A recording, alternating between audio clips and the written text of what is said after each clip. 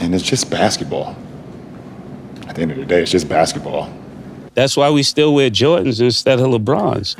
Like and subscribe on the way in the door, my people. I hope you all are having a truly, truly fantastic day today.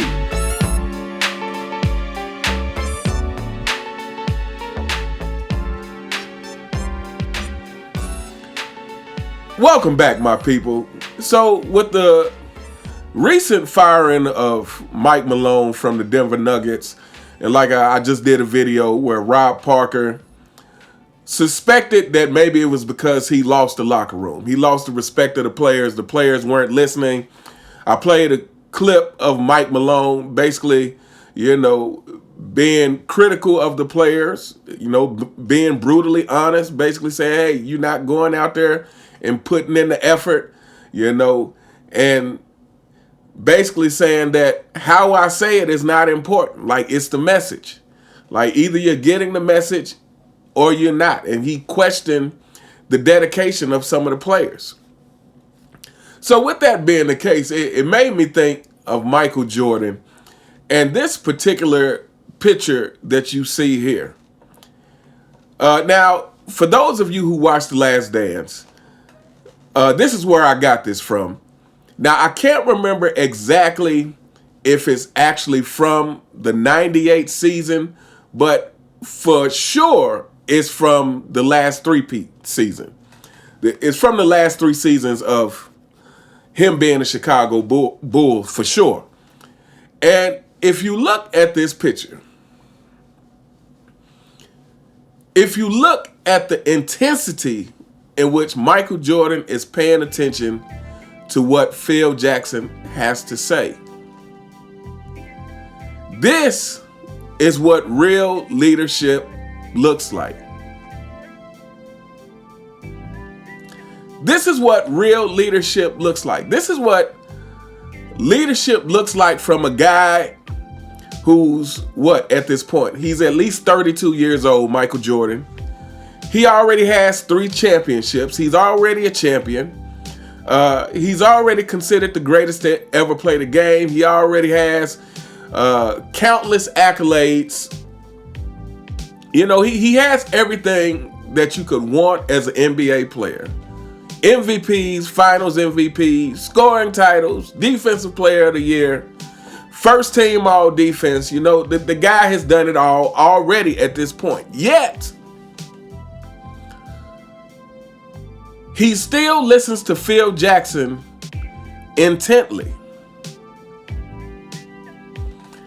And this is what real leadership looks like. This is what's missing from the modern NBA. And like I said, I decided to do this video.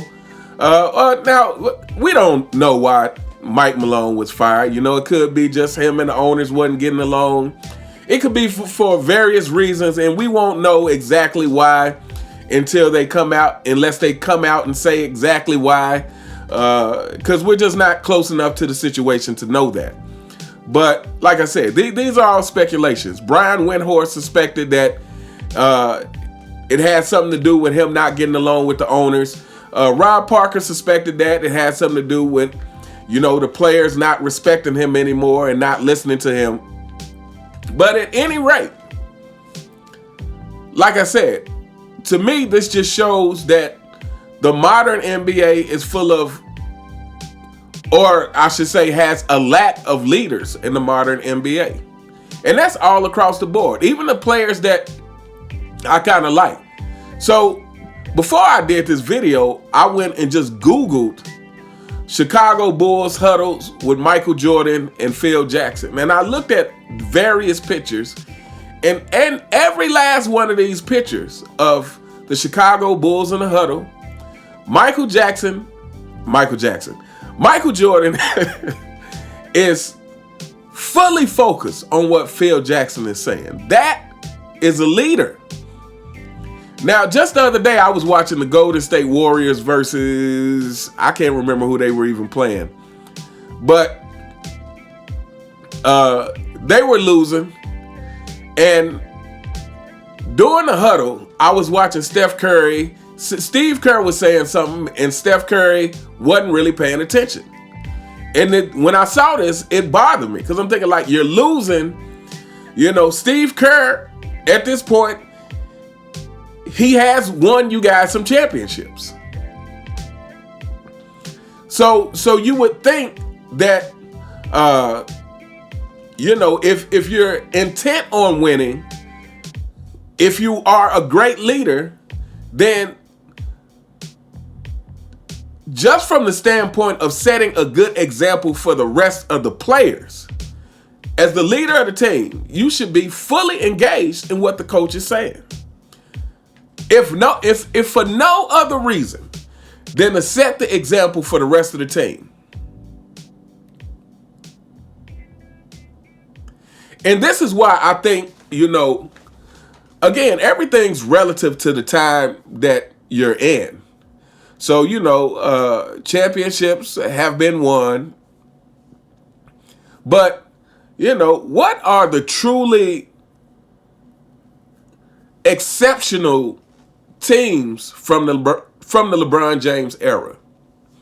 What are the truly exceptional teams? Now, I know some people are going to want to put the Warriors in that category. And relative to the time that they're playing in, yeah, sure. But if you're comparing them to teams of the past, well, to me, you got to get a strike against them for a couple of reasons. They let the Duck come back from 3-1 on them. Steph Curry did. He let the Duck come back 3-1. And and this is, on one hand, yeah, LeBron James comeback, I feel like was facilitated by Draymond and Andrew Bogut. But on the other hand, it's like Steph Curry as a leader, being able to lead a team is like you only needed one more game. If Michael Jordan is in that same scenario, there is no way that a team is coming back 3-1. We all know this. There is no way Michael Jordan in the finals is up 3-1 and a team is able to come back from that deficit to win the finals. There's no way. And it's not just Michael Jordan's skill, it's his leadership. It's the fact that in the 98 finals, they used Scottie as a decoy. So, Scottie was injured.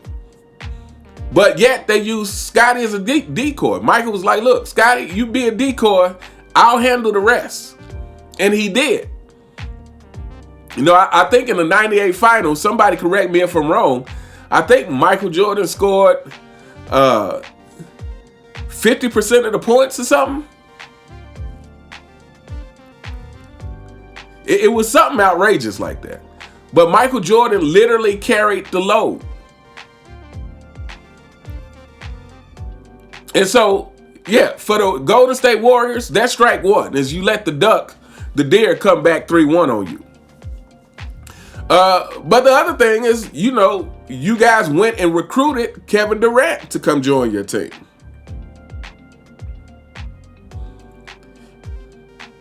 So to me, like I said, if you're comparing them to the era that they play in, yeah, the Warriors are one of the greater teams of this era. But if you're comparing them to the great teams of past eras, then they don't measure up. And I think the reason we don't have that, again, I've said, is because the lack of leadership. And that starts with the star player,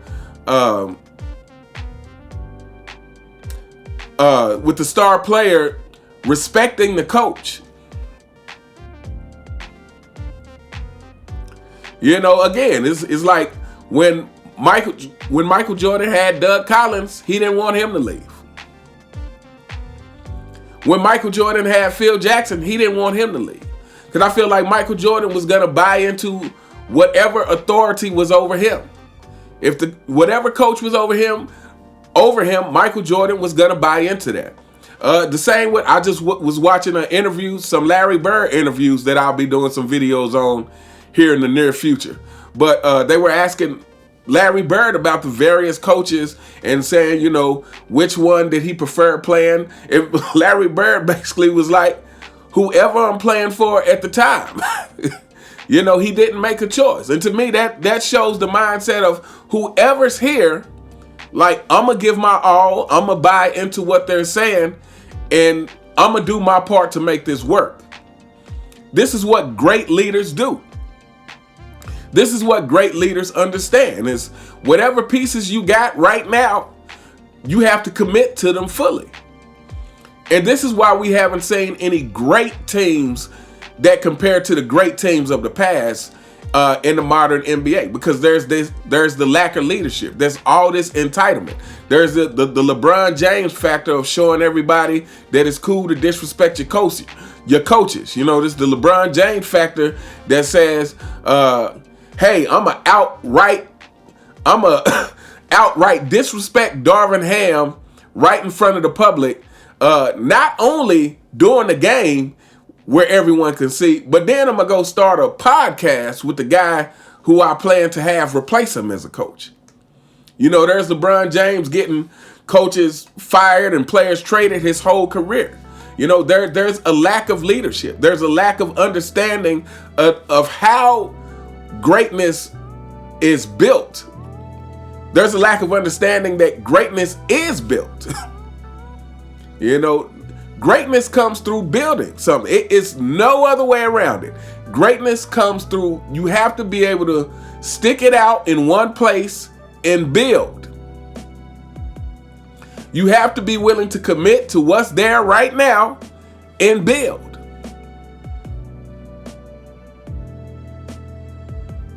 But anyway, we gonna hold up here. Like I said, I just thought this picture of Michael Jordan, how intently he's paying attention to what Phil Jackson has to say.